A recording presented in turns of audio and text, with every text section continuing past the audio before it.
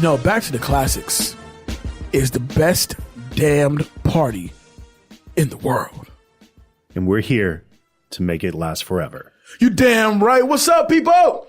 Welcome back to the Classics, the cinematic movie podcast that takes you back to the iconic films of 20 years ago. I am your guy, Jay Alonzo, and with me, as always, my partner in crime, David Danger Neve. What's going on, partner? How are you? Oh, well, you know, it's been a exciting, interesting week. Before we get to, the exciting stuff, I went to work and, outside of, we'll be honest with our center folks, outside of the podcast, we have normal 9-to-5 jobs. And my 9-to-5 job is that I work at debt collection. So in a typical day, we probably call about 300 people. Out of those 300 people, 20 will answer. Out of those 20, maybe 4 will pay. So, I call this one particular person, right? And, usually we get people, well, that's not my debt. Da, da, da, da. But I called this lady, we have this thing where we have to let them know how old the debt is.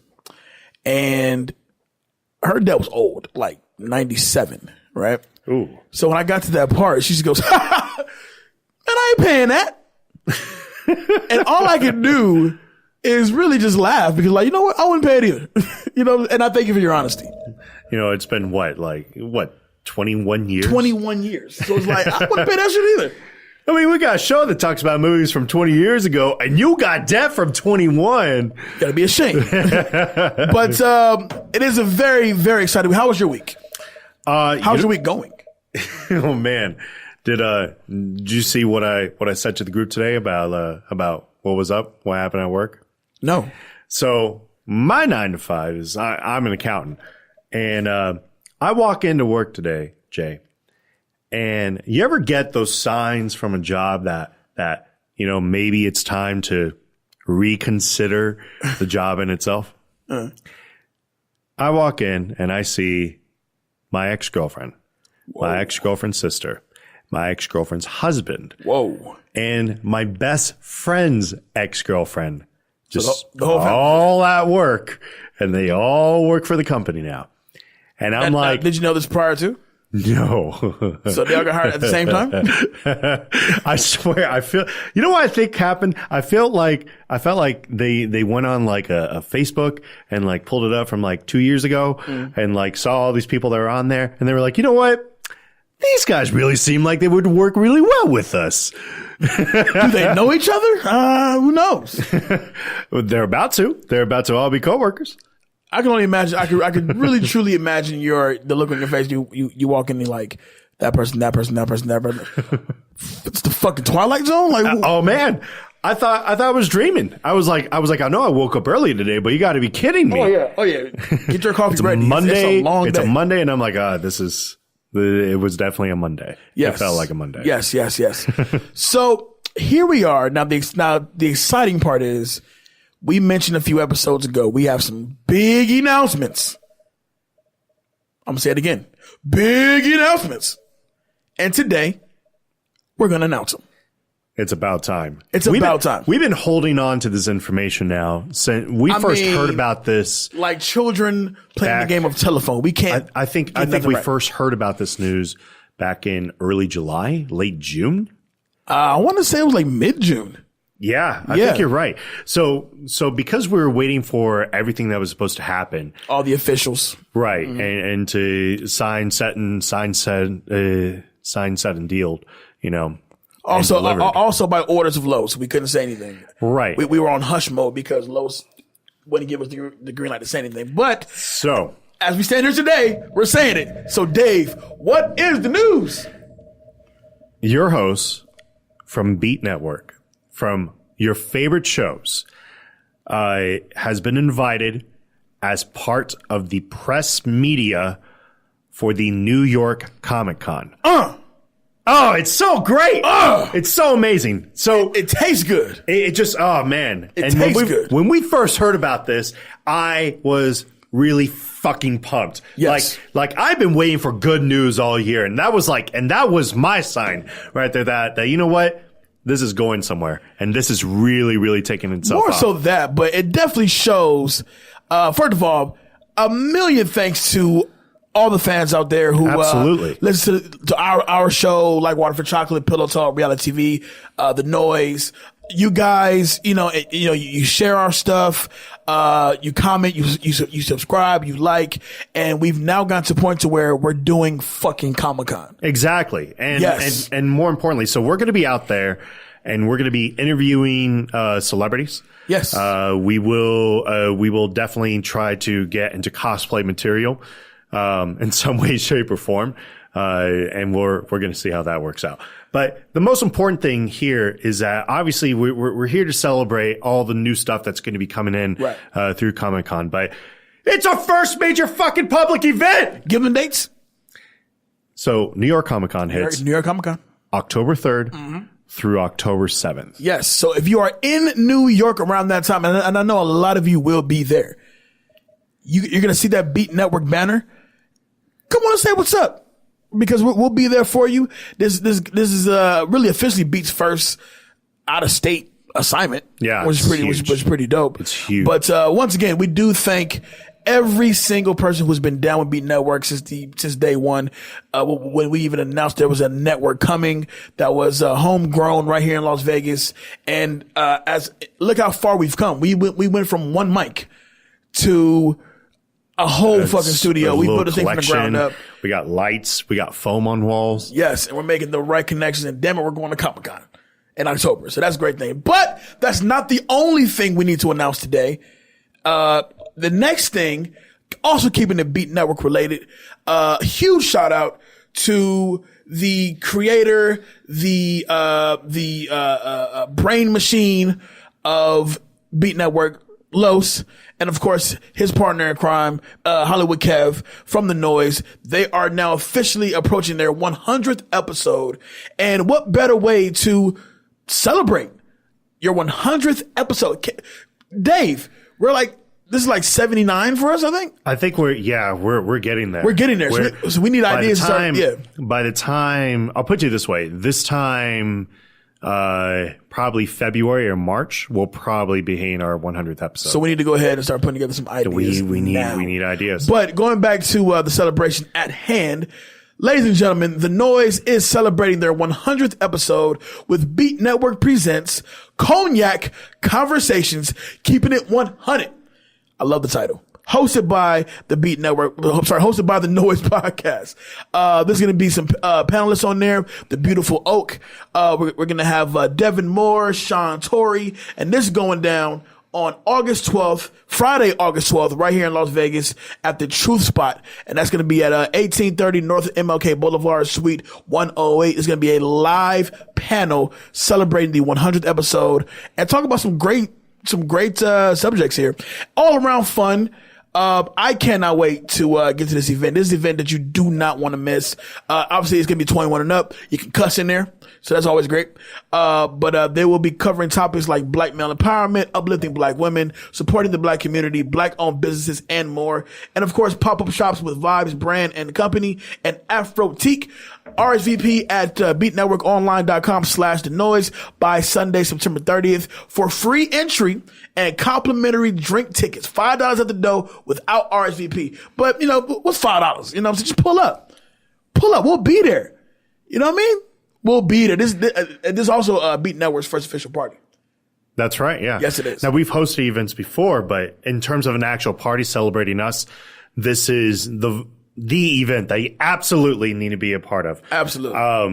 And really, congratulations to The Noise. Oh, yeah. Because I can't emphasize enough how far and how much work Los and Kev do into their own show, to bringing in the guests that they have and also bringing in the new people that celebrate part of them, expanding this Beat Network family, myself included, since I've only been here since March. Yep. So it's huge. It's great. Be there and we'll see you there. Yes. And, I'm going to echo Danger's, sentiments once again. And, as a blood brother to Big Los, I am unbelievably proud of, what they have achieved. They are the launching pad for Beat Network, the very first show to come out of Beat Network, us to follow up right behind them. It's a celebration. It's definitely a celebration. It's going to be tons of talent there. Once again, this is going to go down Friday, August. Am I saying that right? October 12th. Sorry, Friday, October 12th. My bad. And that's going to start at 6:30, and it'll go throughout the evening until they decide to kick us out. So it means come out, get your drink on, have fun with your Beat Network podcast personalities. We can't wait to see you guys there. Once again, Beat Network presents Cognac Conversation celebrating the Noise 100th episode. We can't be more prouder. Yeah. Man, that was such a great start. That was good. This is such a great start to the podcast. I'm in such an uplifted spirit. I really am. Because, we've been recording a lot this week. Yeah. I feel like since Friday, that's all we've been doing. We're constantly in the studio because just the other day, me and Hollywood Kev, we were brainstorming some ideas of what we wanted to kind of do next. We're going to keep it on the hush for now. But, we've spent more time in the studio this week than in our own home. Yeah, I agree. But that's good though. Our creative juices are flowing. Exactly. And so we got some good stuff coming our way. Just stay tuned. Now on to something that's not necessarily uplifting. This movie that we're going to cover today. Well, there's parts of it that's uplifting. Yeah, but it needs a little help to be uplifted. Yeah, maybe like a better, writer and director and focus and storyboard. Yeah. So we're going to kick this off the way we always do with 2-minute drill.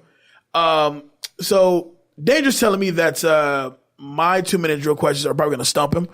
Now, if you've been listening to the show lately, I've been getting stomped damn near almost every episode. So get excited for the upset. Yeah. Yeah. All right. So you got the clock ready? I'm ready. All right, ladies and gentlemen. 2-minute drill starts now. Michael York shares the screen with Mike Myers in this movie. Name another film in which the two Mikes appear. Michael York and Mike Myers. Austin Powers. Correct. Okay.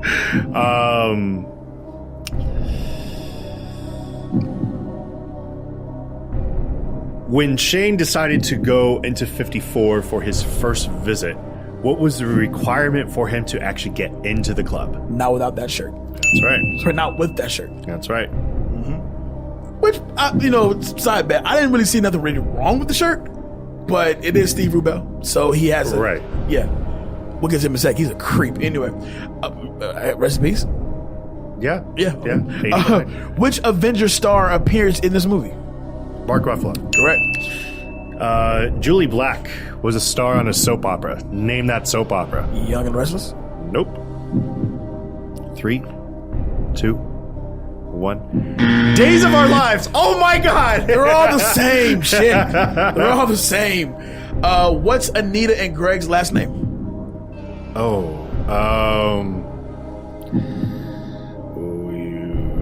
You got me on 5, this one. 4, 3, Meyer. 2, 1.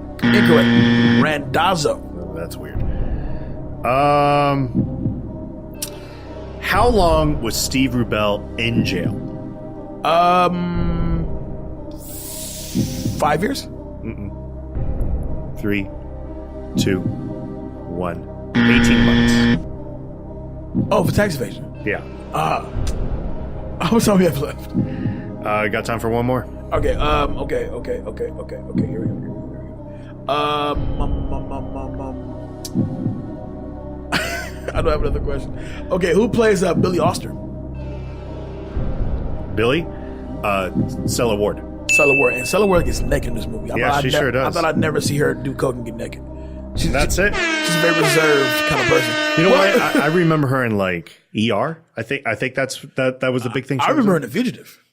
That's it. Yeah, she was in The Fugitive also. So if you don't know what movie we're talking about, obviously we're throwing out crazy hints. We're taking it back to 54. Now, Based on first off, this is based on the I just got New York. so like lost just now. Oh god, This is based on the New York disco studio, popular nightclub back in the 70s. Right, Studio 54.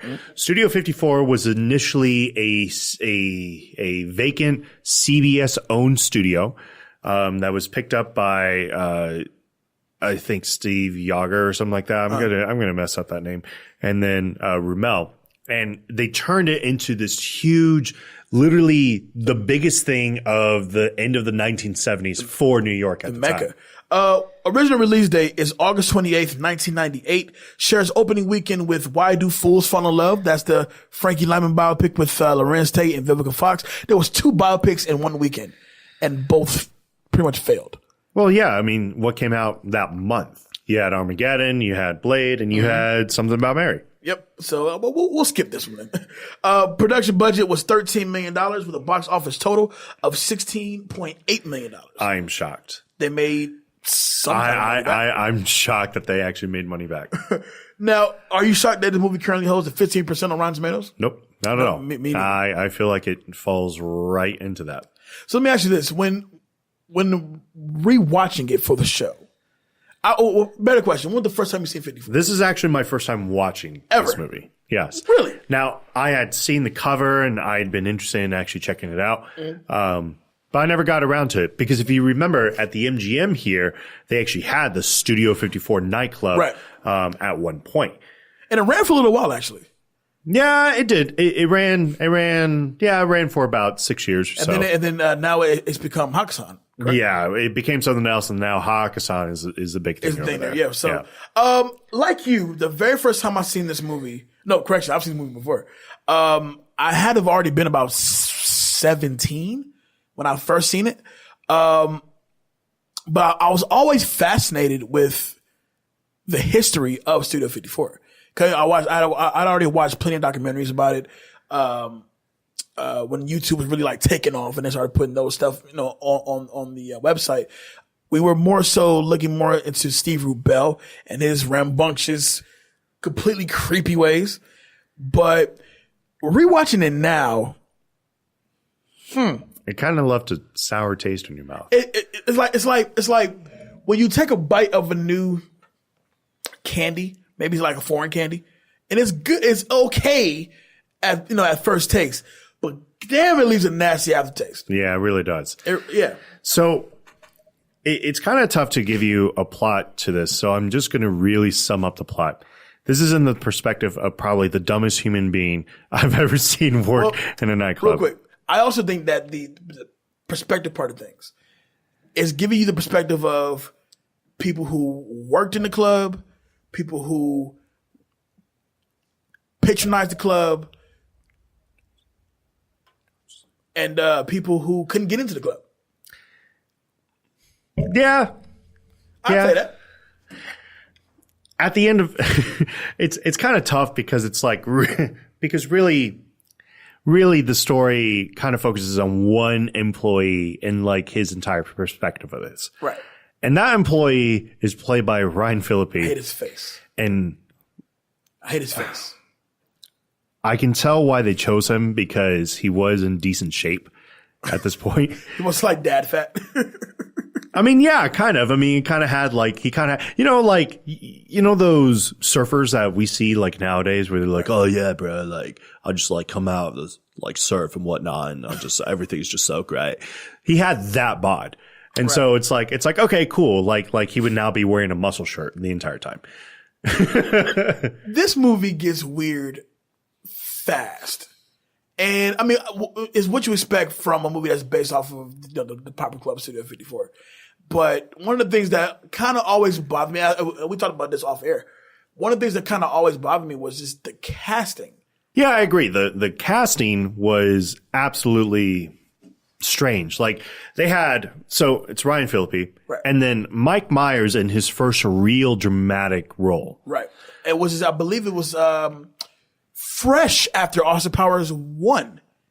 Yeah, that's weird now. Yeah, it was like fresh after Austin Powers 1. Because Austin Powers 1 came in 97 or 96. Yeah. 97. And then Spy Who Shagged Me didn't come out till 2000. Yeah. or 99 actually. It's one of the, yeah. 99. Yep. So yeah. Yeah, that's strange because so you had Mike Myers, then you had Salma Hayek. It looks like she's in 2018. She just got shot back to the 70s. Right. It looks like Salma Hayek. Yeah. It's literally Salma Hayek just playing as Salma Hayek. Right. Breckin Meyer, who that was a miscasting on all roles. Is it a miscasting because he has Salma Hayek or because he's just a miscasting altogether? I think it's a miscasting altogether, and I'll tell you why. Like you have to convince me that Breckin Meyer is an incredibly attractive guy to snag Salma Hayek and marry her in this process, and I don't buy that at all. Well, I'm not gonna say that. Yeah. Anyway, so and then they had Neve Campbell, which fresh off Scream, and she looks great. She doesn't appear to like the third act, right? Which was a little strange, and a lot of the things that they really wanted to do with this was like one of the big things with Studio 54 is that they had a lot of celebrity cameos. Like I think Andy Warhol was always there. They talked about Donald Trump being there. They talked about Ron Jeremy. Ron Jeremy actually did have a cameo Sly appearance in this. Stallone. I mean, so like everybody knew this club and everybody would go in there. And the big thing about it was that you never know who was going to show up there. They talked about how a nephew of a prince from Saudi Arabia would fly in and pay $7,000 for a round trip flight just to dance this one night and then turn around and fly back the next day. So this was a pretty happening club at the time. Right. To jump on that, have you looked into like older documentaries about Studio 54? I can't say I have. Because, excuse me, when I was younger, and this had to be around the time when 54 had opened up here in Las Vegas. Either that or I think it was like the anniversary of like Steve Rebell's death or some shit like that. But when you really look into what this club was about, and not to mention what it represented, this was sex, drugs, and disco. Oh, no doubt about it. And almost the up to the end, the death of disco. You know what I'm saying? Yeah, definitely, because it did have its run through the 80s, but you could really tell, like they actually talk about the end of the first era of the club, right. And that's when Steve Rommel gets arrested for tax evasion, basically, and that's kind of where this movie really wanted to partake. It was like that first part, right up until the end of the era, and everybody knew it. It's why. There was just a lot of unbelievable parts with it. Like, for example, Ryan Phillippe, he comes from Jersey and he always like looked into the city as like, oh, that's that big opportunity. So it's kind of funny because we live here in Vegas and you look at, LA, that's Hollywood, and you can go and you can be whatever you want in Hollywood and you can be the big actor. And there are parts of that that's true, but sometimes you have to have the right look, which was something we talked about last week with Leland Smith. Right. With just having the right look. And that's exactly what happens with Phillippe. He literally shows up at a club, and he's trying to get in with his friends. He had gotten a new haircut, and it looked great on him. I'll admit that. And Mini bro. Right. And Steve Rommel is literally out front picking people and choosing them to get into the club. Right. So it's like that small selection of people. And they talked about that a little bit, which I thought was interesting, how like Steve Rommel would be like, there's thousands of people waiting outside, but you only wanted like 100 people in the club, and it just felt empty sometimes. Yeah. The club, except maybe big event nights like a Christmas or a New Year's thing. Right. The club was never like fully full. Yeah. I never really saw that. Now we've been to nightclubs out here. Right. And sometimes them shits are full. Yeah, you try to get through a nightclub, and it may take you 30 minutes just to get through, just to get a drink. Now, to talk about that, now when Phillippe's character, what is his name? Shane O'Shea. Shane, the most 80s cliche. Anyway, when he finally gets into the club, and the camera's kind of panning around, and his first view at Studio 54, it's a fucking freak show. We're talking about. People are sexing over here. They're doing coke over there. It's an all around freak show. I mean, when we say they're sexing over here, literally he goes upstairs into what they call the balcony, and there's a girl, her titties hanging out, and she's riding a dude. Yeah. And you could tell that it's like really going on. And then she's trying to get Shane in there. Yeah. And I'm like, whoa, like that's what's going on. Like, that's cool. Kind of, if I'm single. Well, you know what? I feel like it created a zone to where you're in this confined space where anything goes. You're right. There are no rules in here. Anything pretty much goes, and you can be anything that you want to be, really. So can we agree that the only real character in this movie that's based on a real person is Steve Rubell? No. And Disco Dottie, correct? And Disco Dottie, right? Because that's another thing about that. So Disco Dottie is based off of a character in the real world 54 named Disco Sally. Right. She's like 77 years old, and the movie, I could tell she's pretty fictionalized, but Disco Sally apparently showed up like every weekend and was let in every single time because that was just like her home now. That's just what she wanted to be. Right. And at that time, Disco Dottie, who was terribly acted, by the way, man, she was just crazy. Like she was into all sorts of drugs. I mean, I'm talking lewds. Like she was straight up like ready for some lewds and coke. But honestly, 77 years old, ready for coke. We don't condone drug use.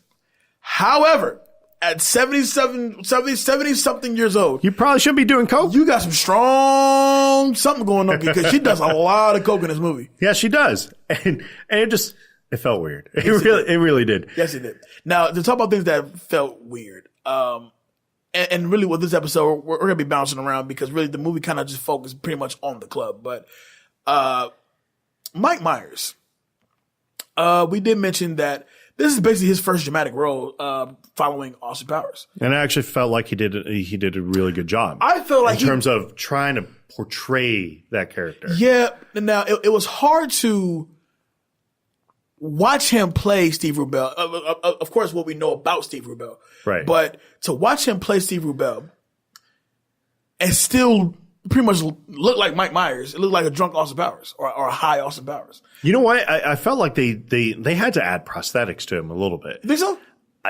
In the nose area, it really looked like they added prosthetics. I thought he was just like kind of squinty eyed. It kind of reminded me of. It just makes you feel somewhat uncomfortable because we're used to Mike Myers, we're used to Wayne's World, we're used to Saturday Night Live, and we're used to Austin Powers, right? So to see him do this, it's almost like the turn that Steve Carell did when he did Foxcatcher and played John DuPont. He did it better. But Steve Carell did it better. Right. And it's weird because documentaries about that guy, man, he was just weird also. Right. So it's kind of interesting, these eccentric characters that these comedians decide to take and try to create to life. Now, there are things that I think are likable about Steve Rubell. At the end of the day, all he really wanted to do was throw a huge party. I don't really think he cared too much about the money. It was just a nice incentive to have along with it. I agree to an extent because I feel as if he rode that wave when the club got popular. Oh yeah. As far as the money situation, he knew he was tax evasion. He knew that he could take advantage of his employees. He was pimping out the bartenders. No, he really was pimping out the bartenders. And that's one thing that Breckin Myers thing is just weird. But if this is true, if this is what Steve Rubell actually did during the days of 54, fucking monster. You want to throw a party, but this is a little different. I gotta be a little bit fair here because we talked about off screen here. We talked about that really creepy Breckin Meyer side of it, but at the end of the day, like Steve Rubell was an incredibly lonely person, yes, as you can tell. And so he wanted to bring all his friends with him as well. And at the same token, he was a very closeted individual. Of course, 1970s, 1980s, this is kind of one of those things that it was a little nice to kind of see, somebody try to really portray a very closeted person, but still had their taste. That being said, that scene in itself, it's not so much that it was incredibly creepy it was like it felt out of place. Right. Like it just felt like I don't really know. And it also kind of came to question because one of the subplots of this movie was everybody wanted to be a bartender, right? Because bartenders make the most amount of money and they got around. Like they knew everybody. Right. You got photo shoots in magazines because you were a bartender at 54. Right. So, and because Steve Rumell kind of had that power over these guys, he was kind of able to dictate a little bit of what to do. Right. However, I will say this about it. Even though that scene was a little creepy, because basically Steve Rumell comes on to Breckenmeyer. Well, he flat out asked him, "I want to suck your cock," and I was like, "Whoa!" He actually asked him. Holy shit! Yeah, it was very Ford. It was so uncomfortable. It did feel uncomfortable, but one thing that I do have to I gotta give him a little bit of respect for. When he was told no, he didn't really push that further. No, he didn't. He was like no, and then that was that. Now, to jump on that one, to add to the creepiness of Steve Rubel. So the scene when so at this point, Breckenmeyer and Salma Hayek, they are married. They are going through their problems. Ryan Phillippe's character has pretty much developed feelings for Salma Hayek. Right.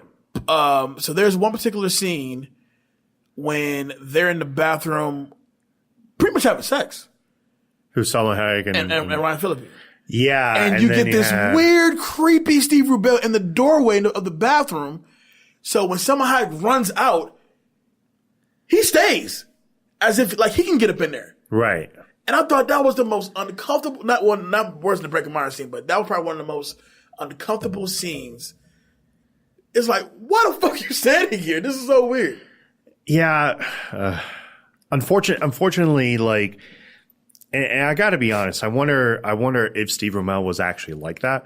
Or I've read some things that indicates he is like that. He was like that. Okay. Yeah. So then in that case, he never came out as gay. In that case, I kind of have to just give it to Myers just playing the character. Right. Then, but yeah, that was awkward. It was. It honestly was. Let's talk about one of the things that I personally did admire about the movie is that it does 100% stay true to the era it is representing. I thought the opening was dope, actually. Yeah, I actually agree. The opening credits I thought was fantastic because it literally transports you back to a time when Donna Summer was the thing, or when Diana Ross was. It represented that era. Right. So maybe not so much the costume. Well, it is 54, so people dress weird in there anyway. But I have to give it the credit to where like it never lost focus as far as what you were trying to show us. It never felt like the 1990s. Never. It felt like the 70s. Right. And that's huge onto Mark Christopher, who I think is the director here. Mm-hmm. Because he really wanted to encapsulate that feel of the 1970s. And I got to be fair, because I do think that they did take some stuff from Boogie Nights a little bit, because Boogie Nights came out earlier. Before, yeah. Came out this year. No, the year before. It came out in 97. Yeah, the year before. And I felt like he did take some elements of that to kind of keep it in there. For example, one of the clear ripoffs I saw was Disco Dottie dies right when it goes into 1980. Well, in Boogie Nights, you had the one guy shoot himself in the head. William H. Macy's character. Yeah. He shoots himself in the head right when it goes into 1980. Yeah. So there are some elements that are kind of taken there, but credit to Mark Christopher for at least keeping it with the theme of going there. Plus, it was also kind of nice to see, they'd be like, "Oh, Andy, come on in." And even though you're only getting the back of it, you clearly know they're trying to portray Andy Warhol. Right. It was not necessarily hard to do. No, but Warhol was kind of one of those guys that that he was so eccentric that you wouldn't think that he would be in this scene in general. Right. One of the things I gotta give credit for, and this I thought was really unique, was the nightclub itself kind of had different areas of itself. Like it had, of course, it had the main stage, but then the balcony had something going on. Right. And then the main bar had something else going on. And then there was like the basement had something totally different that was going on. And I'm like, what the fuck is going on over here? It smelled like hot, sweaty balls down there. It didn't matter. It didn't matter. It didn't matter because you got invited, and that was where the A-listers went.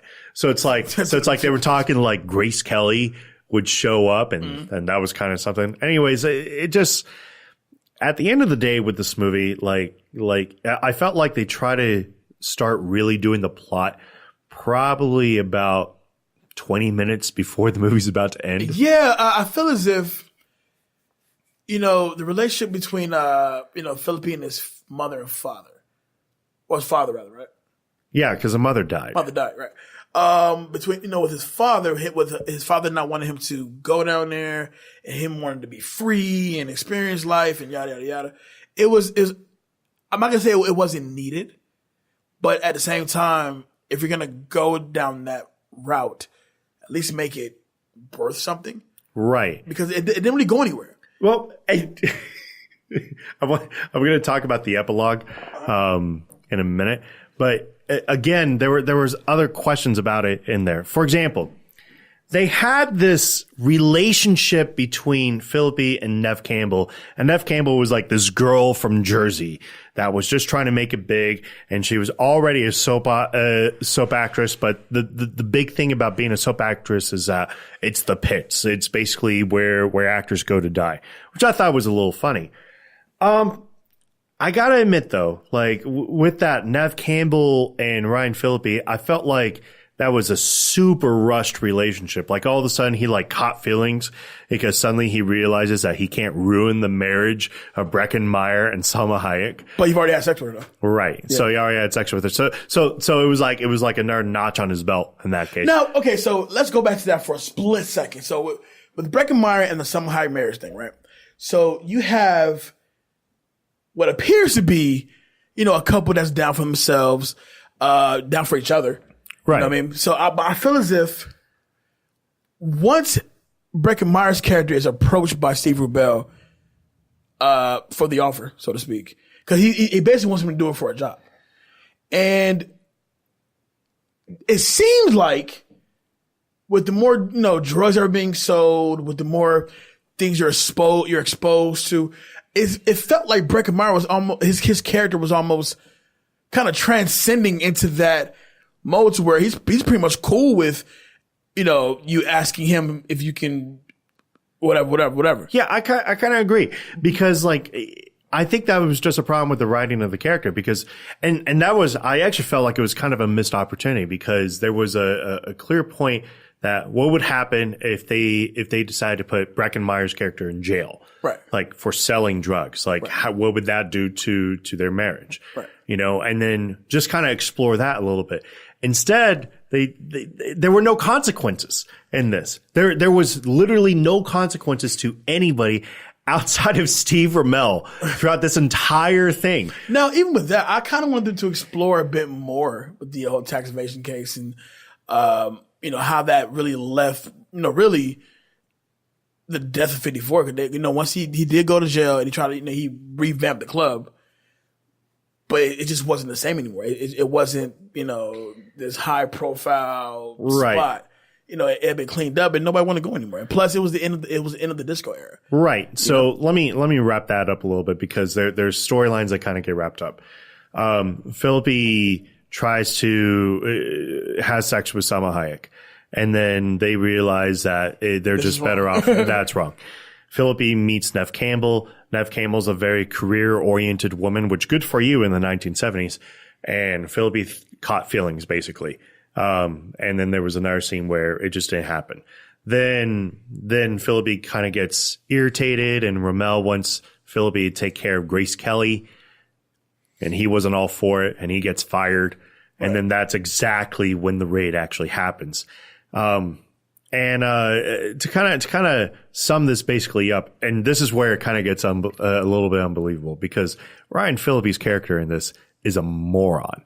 And why I mean a moron, like if the dude did not have good looks, he literally would not be going anywhere in life whatsoever. But, he didn't know who Errol Flynn was. Wasn't he 18? His character's 18, right? Maybe. 18, Well, 20? No, because he was able to buy alcohol and 21. Right. So he probably has to be 21. But he winds up going to NYU to take business school classes. I'm like, bullshit. There's no way you would have gone to community college out of like Long Island and you would have been a meth head and a dropout. You know, that's exactly what would have happened to you there. Wow. You know, okay.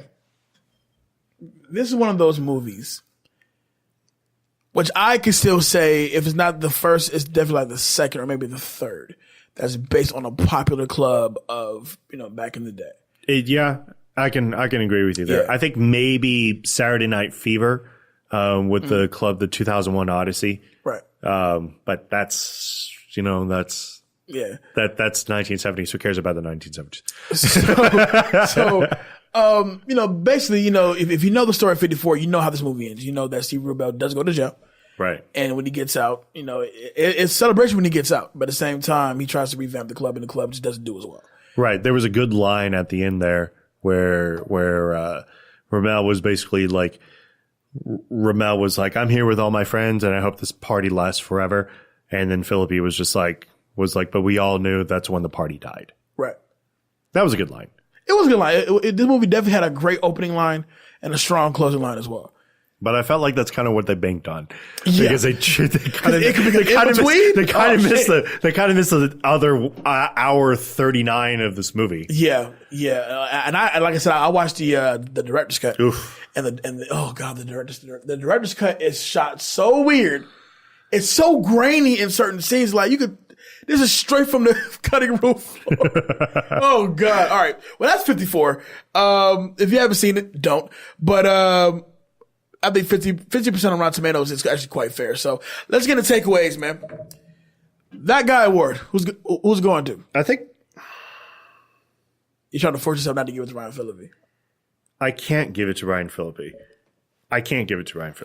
I think I'm going to give it to Steve Rubell, because at the end of the day, he did create a party that was close to lasting forever. Right. Until I feel like he got kind of stingy and selfish. Yeah. And then he did. That caused the demise of everything. He got a little cocky, is what wound up happening. Most definitely. That chick could work. Probably Salma Hayek. I think at the end of the day, she wanted to do everything possible to kind of make her dreams happen, which is one of those things where it's like, it's tough to like some of these characters, but you know what she had to do to kind of make her dreams happen. And she did get her chance. It was just ruined by the death of a character. Yes. That sucked too. Yeah. This Fool Award. You're Ryan Phillippe. Do it. Like, I'm sorry. It's terribly acted, for starters. And the character's not even I didn't care if he succeeded. I was like, you could die. Actually. Right. I was like, what happened? You get OD'd or something? Okay, then that's that. Cut that out. Any creepy scenes with Steve Rubell? That's the whole movie. No, it's not the whole movie. Well, because there were points where he wasn't being creepy. Probably the Salma Hayek and Ryan Phillippe creep scene afterwards. If he just wasn't there and a security guard pulled him out. Why are you there? Right. Yeah. That's pretty bad. Iconic scene. The opening walking into the club and you can see the desperation of people trying to get in, and Steve Rubell straight up just pointing and trying to get people into the club because it's his world and you're just living in it. Right. All right. Okay. All right. My partner in crime. Who's that guy award? I'm so conflicted. This movie itself has me so conflicted. My That Guy award, I have to agree. I'm going to give it to Steve Rubell because overall he did create a happening spot that grew huge in popularity. The who's who are in there. I was always curious, is the AC on in that spot, or I feel like it's really hot in there? Well, it's New York. You just let the windows open, right? There's 100 motherfuckers in here, though. What you mean? I feel like as soon as you walk up in there, you're just forced to sweat. Right. and really human inside. But he created a club, a party that was destined to never end until it did. Right. But, you know, he knew what his vision was for 54 and he executed. Yeah. And he has some good people. He has some bad people. He has some people that are literally there to dance the night away, drug it out, and that's what he got from that. So I feel like he is the he's basically the victim of his own success. Right. That girl award or that chick award?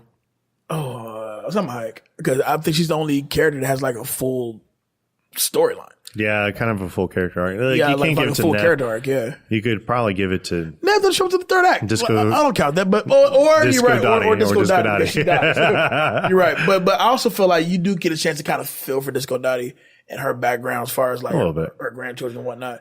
But you know, she has an arc because she dies. right. But All right. So how about this full award? Come on, do it. Agree with me here. You know it. don't want to give it to Phillippe because I hate his fro. I'm gonna give it to Breckenmeyer because he just seems incredibly misplaced in this movie. That's right. But he just wasn't as strong enough to carry that character. You know, I agree. You know, as I agree. Like, where are you trying to? Like, everybody kept calling him a midget, and he just kind of took it. Like, I'm like, yeah, you're right. I'm a little short. Like, hey, fuck you. Yeah, fuck you, man. Just because I'm short. And also, he seems like the one who was really getting caught up in the workers of 54. You know, Right. at one point he was offended by the fact that Steve Rebell asked him that question. Next thing you know, he's giving himself to Steve Rebell, or trying to at least. Right. Exactly. And I just thought it was just kind of odd. You know, it was a whole odd layout. Cut that out from me. Because it didn't make any sense because they were just fighting in the scene before. Ryan Phillippe and Breckenmeyer's kiss scene. it's hey man, whatever. But I just feel like if you're gonna go that route, let's not have them be beefing hardcore in the scene before and full blown fight in the next scene. Right. You know, like they full blown duke it out in the next scene. Yeah. So it's either the drugs or this is just bad writing. One of the two. And finally, iconic scene. I'm going to agree with you. The opening scene to this movie has so much potential. But when I mean opening scene, I'm talking about the whole layout from the Miramax logo to the opening credits to introducing of Phillippe's character to him finally walking inside and seeing 54 for the first time. Yeah, that's pretty awesome. It's a dope scene. Let's get into takeaways.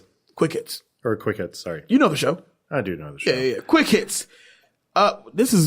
We're really going on time today. That's what's up. That's why that was my goal coming into today. Oh, you know, danger enough. He keeps me on my toes. Like, hey man, listen, man, be here at 10 o'clock, goddammit. Ryan Phillippe's character is based on Teague Thomas, who worked at the legendary Studio 54 from 1977 to 1982. Okay, I don't believe that, but all right. Okay. Ryan Phillippe was not a fan of the film as he didn't like the way the producers gutted the film of the bulk of its sexual and drug-taking content. I noticed that because even on the director's cut, it's more scenes of just drugs being used and a few more sex scenes, but in the theatrical release, there's not a whole lot going on, and 54 is known for this. Right. So when you watch, it really wasn't that bad. Right. Yeah. Yeah. Okay. Comedian Mike Myers' first dramatic role in a theatrical feature film, playing nightclub owner Steve Rebell. In the end, Mike Myers' name appears next to a photo of Gilda Radner at Studio 54. When Myers was a boy, he played Radner's son in a Canadian television commercial, and both were cast members of Saturday Night Live at different times. Selma Hayek had confessed that she wished she hadn't made the film, as she felt her part was completely underwritten. She did concede that the film garnered a lot of attention, though. I think yours is probably the best written, actually. Yeah. Yeah, considering. That's just bad writing overall. Mark Christopher spent about 5 years writing and researching the disco era and Studio 54. Credit to doing that, but write a better script next time. Film debut of Heidi Klum.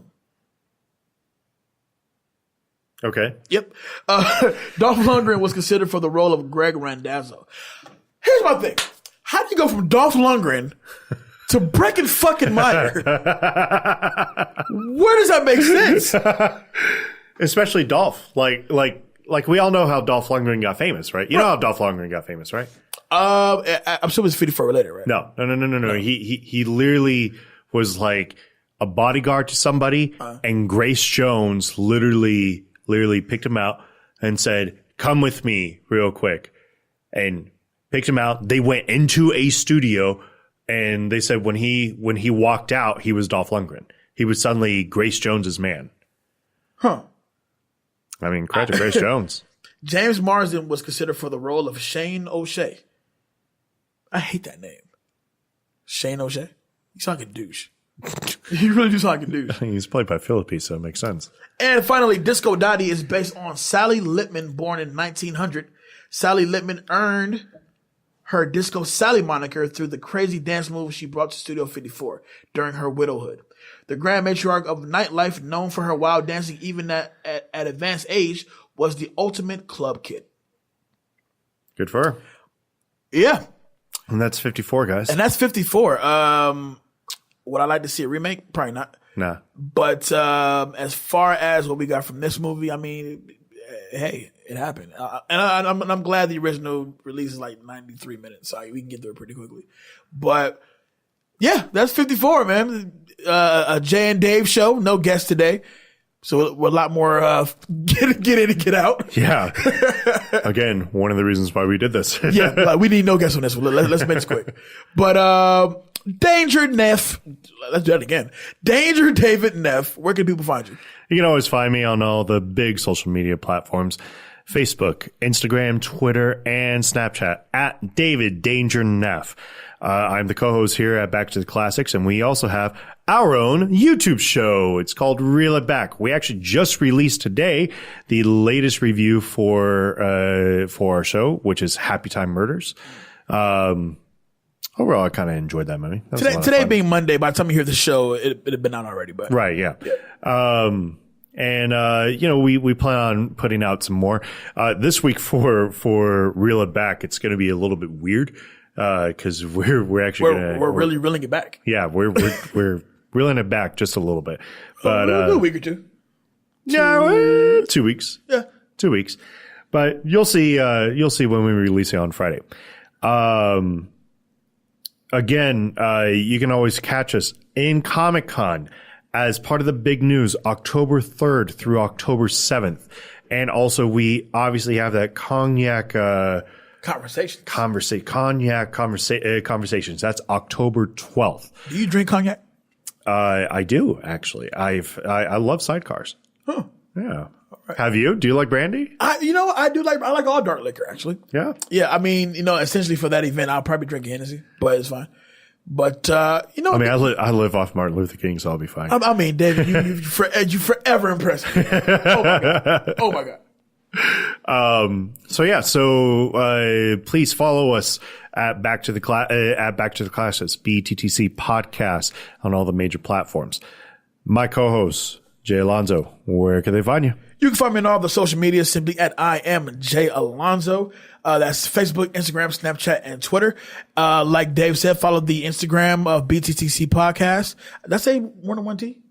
BTTC podcast. Say that 3 times fast. BTTC podcast. BTTC podcast at BTTC podcast on Instagram and Twitter. And of course, the Back to the Classics Movie Talk page on Facebook is up and popping. Go ahead, jump on in and join the conversation. Yeah, man, that's pretty much it. This was a good one. Quick one. Yep, but a good one. Sure was. With that being said, we'll see you cats next week. Is there a guest on next week? I don't think there is. Yeah, that's super throwback. Oh, you're right. We do have a guest on for next week. Always a friend to the show. Can't wait to announce him. Besides that, we are out of here. 54, and we're in this at 54 minutes. We're dope. Have a great day, you guys. See you next week. Back to the Classics. We out. Peace.